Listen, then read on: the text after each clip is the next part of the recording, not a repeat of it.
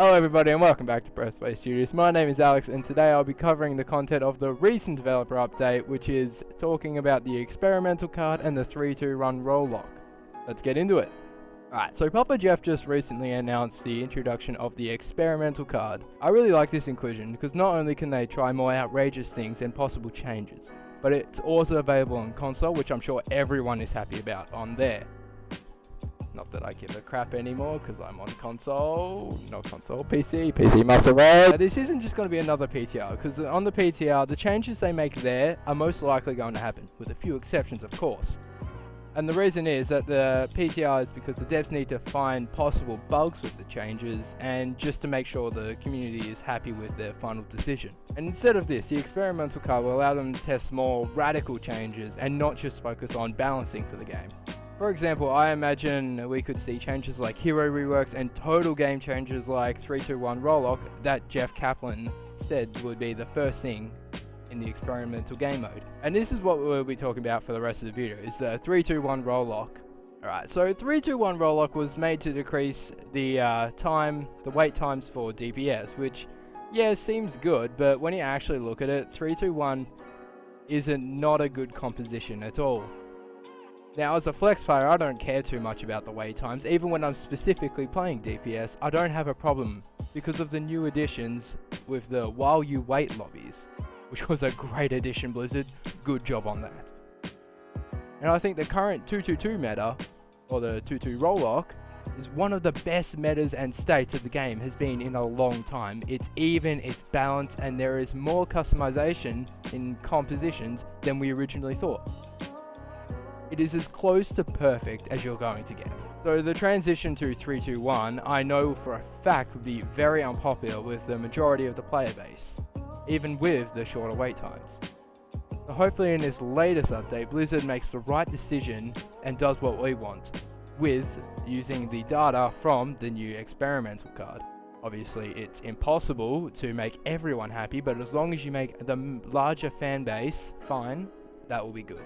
Just for a moment, let's talk about the 3-2-1 and what other changes would have to be made if that was implemented into the game.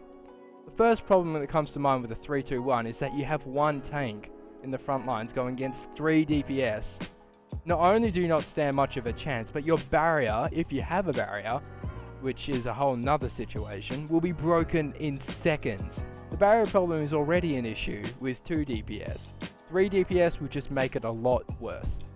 But let's just imagine off-tank. If you were to do a solo off-tank, like Zarya, D.Va and Hog, you'll find it quite difficult to do this, because they're not meant to be a solo tank. They're meant to back up other people and other stuff like that. So if the 3-2-1 lock goes through, some tank balancing will have to be made. It is not negotiable at this point. Upping the health of barriers again, because double shield will no longer be a problem. But primarily off-tanks will need major changes to them. Some comments Regan has made on this document of ours is that he thinks there'll be too much pressure on the tank heroes, having to pick one specific one and not play what they want to, which I can see as a flex. For example, as a flex, I like to play lots of things, but I do enjoy just having 1 or 2 that I play throughout the day. For example, I play lots of D.Va and Sigma if I'm playing tank, even though I can play half the bloody roster. With DPS, I really like Doomfist, and it's just things like that. So this pressure on tank, picking one specific hero, it's a bit difficult, because if you get into a game and you need, say, a Reinhardt or a Sigma, and he's like, no, I play off tanks, I can't do main tanks. Well, that's a big problem with just having one tank. Whereas 2 tanks, it's a bit more lenient. He also mentions that there will be not much improvement in the DPS wait time, and I can agree with this, because there's always games going on. The amount of DPS in each game won't affect it as much.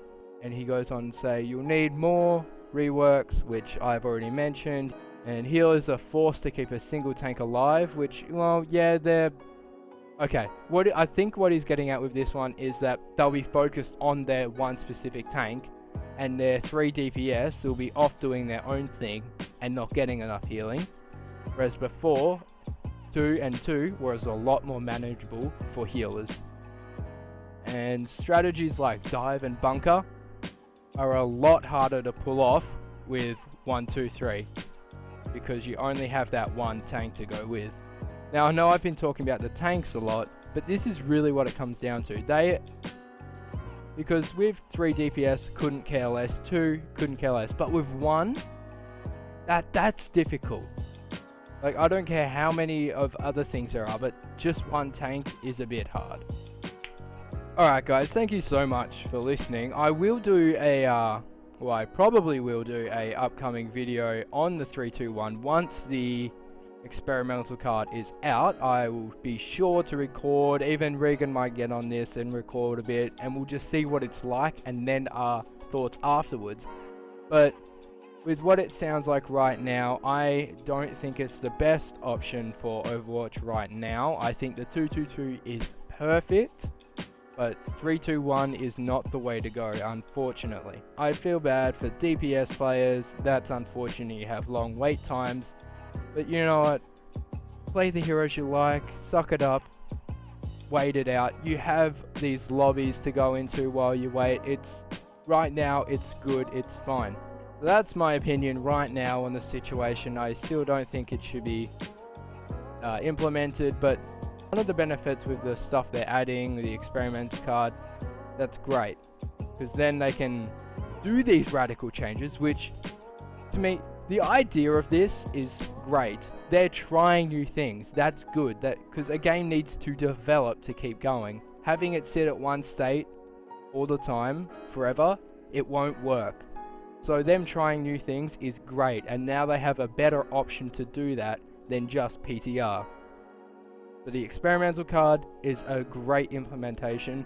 The 1, 2, 3 is a step in developing and newly upgrading the game, but I don't think that's quite it.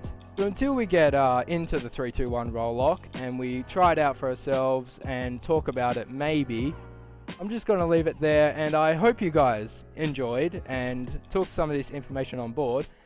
Please let me know your thoughts down in the comment section, and that's a wrap.